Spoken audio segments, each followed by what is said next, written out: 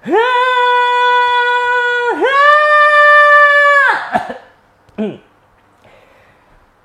teman-teman.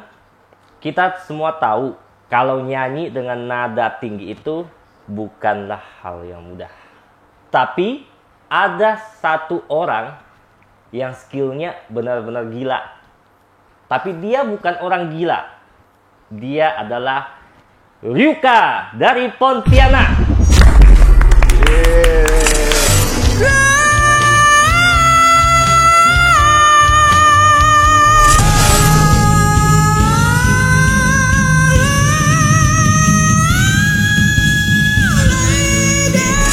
Oke, jadi gimana proyeknya sekarang, Ryuka? Kalau untuk sekarang masih seperti biasa sih, masih tetap jalani keseharian, itu yang utama, kerja, keluarga.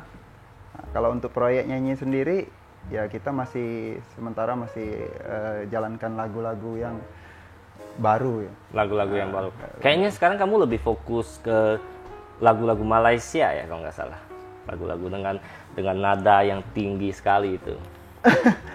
Penyesuaian karakter aja sih. Penyesuaian sebenarnya nggak semua lagu Malaysia. Yang penting lagu itu buat aku kalau enak dibawakan, ya kita bawa, kita coverin. Kebetulan memang banyak request juga dari teman-teman. Oh, banyak request dari teman-teman. Oh, bagus, berarti mungkin udah dapet ya teman-teman yang suka dengar lagu-lagu yang kamu cover gitu. Iya, sangat bersyukur. Mereka udah tahu kan soal karakter suara kamu itu buat lagu ini cocok misalnya. Gitu. Tapi dari cara kamu ngomong itu nadanya nggak terlalu tinggi loh. Itu yang buat aku heran gitu. Kalau untuk cara bicara ya, mungkin itu memang karakter kali ya. Jadi bicaranya beda, nyanyinya juga beda. Jadi dalam gitu. Bernyanyi itu kan mesti punya karakter sendiri ya kan. Nggak, pertama aku pikir ini si Ryuka nanti ngomongnya pasti kayak gini, kamu gimana gitu kan, dengan nada yang tinggi kan. Tapi sekali nyanyi itu bisa wow gitu, kayak suara apa itu, treble ya. Knalpot racing mungkin ya. Knalpot racing ya. Ya. Jadi kalau untuk suara sendiri memang sebenarnya ini bukan suara asli awalnya suara aku ya, bukan seperti ini gitu. Jadi dulu memang dulu awalnya aku nggak suka nyanyi sebenarnya. Nggak suka nyanyi. Terus sama sekali. Kenapa bisa nyasar ke dunia itu nyanyi musik gitu? Jadi pada waktu itu kan memang sempat sempat ngalamin gangguan pita suara ya. Gangguan pita suara. Gangguan pita suara, sempat sakit dulu pita suaranya. Dulu, pita suara sakit berarti susah ngomong gitu. Iya, susah ngomong, hampir bisu malah dulu. Waduh. Kok bisa? Itu berarti kamu kasusnya kayak film-film kungfu gitu ya. Dia terluka parah tapi ujung-ujungnya jadi pandai kungfu gitu. Kurang lebih seperti itu. Kok bisa? Itu jadi prosesnya itu gimana? Waktu itu kamu operasi apa enggak? Enggak sempat operasi. Minum obat. Cukup terapi dan minum obat. Terapi, minum obat. Iya.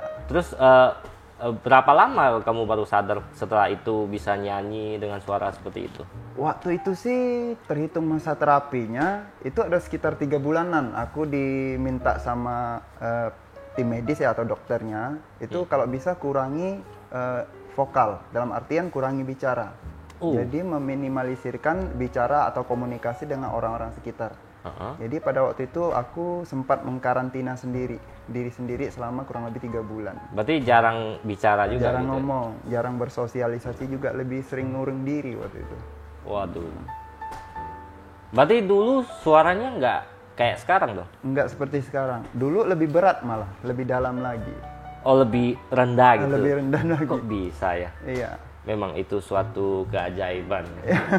Mungkin ya inilah yang kata orang bencana atau musibah yang menjadi berkah. Iya, berarti enggak, musibah membawa keberuntungan. Iya benar. Jadi pada waktu itu sempat terluka parah dalam pita suara, peradangan ya.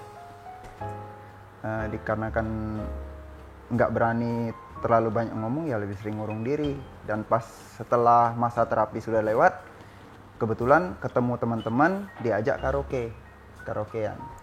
Nah setelah dari situ nggak berani awalnya, nggak berani karaokean, malah dicekokin, suruh nyanyi. Tahu-taunya pas nyanyi suara udah tiba-tiba seperti ini. Oh. Merasa bukan jadi diri sendiri awalnya. Tapi enteng nyanyinya.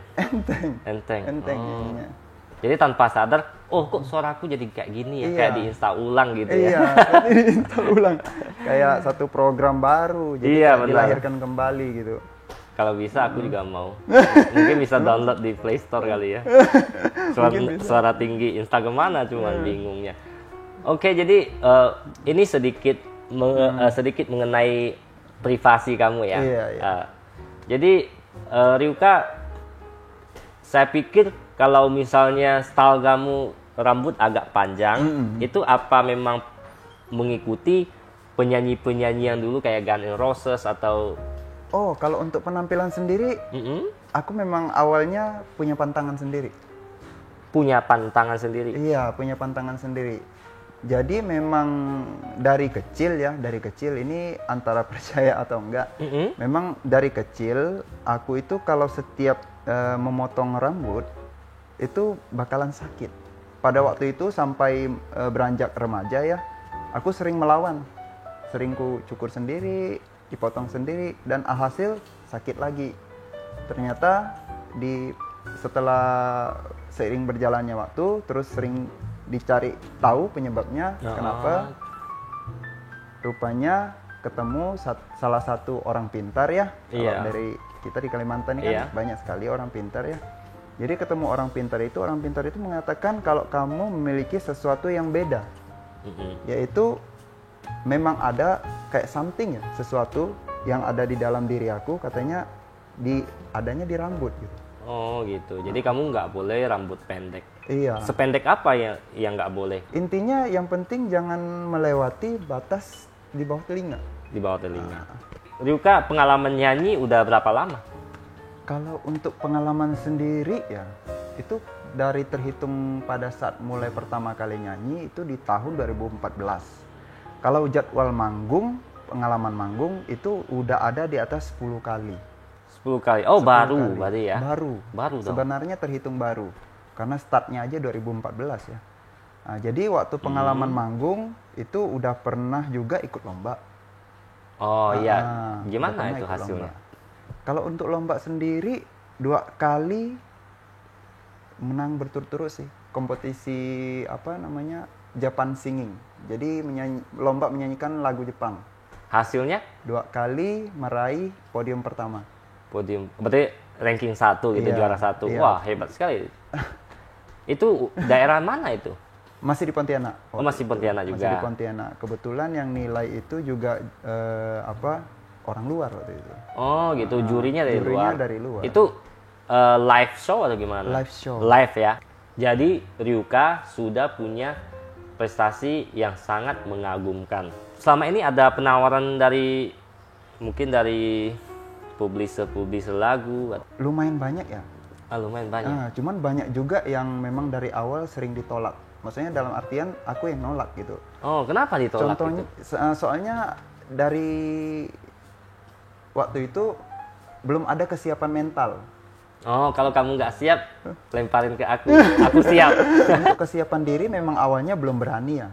Karena mental juga, pertama pengalaman juga rasanya masih belum cukup. Walaupun tadi seperti yang dibahas udah pernah lomba dan lain-lain. Tapi rasanya kalau pribadi sendiri masih belum cukup. Dan pada alhasil kebetulan sering juga dikasihkan motivasi dari teman-teman yang cukup banyak ya. Dukungan, motivasi, terus support. Dan alhasil baru-baru ini juga baru ada terima tawaran. Itu ada salah satu produser dari Pontianak yang juga kebetulan ingin mencari talent. Pengen sih rasanya coba gimana sih diproduserin gitu. Kemarin saya melihat di postingan di Facebook kamu itu ada Linko Production. Iya, itu adalah salah satu produser atau publisher aku langsung dari Pontianak sendiri. Linko Music Production ini. Oke, baiklah teman-teman. Sekian dari Ryuka tentang personality maupun prestasi yang pernah diraih. Yang mau mencari karya Linko Music Production yang meliputi suara yang merdu dari Ryuka sendiri, bisa searching di YouTube. Keywordnya Linko Music Production. Jangan di tempat saya belum ada. Sekian dan terima kasih. Bye bye.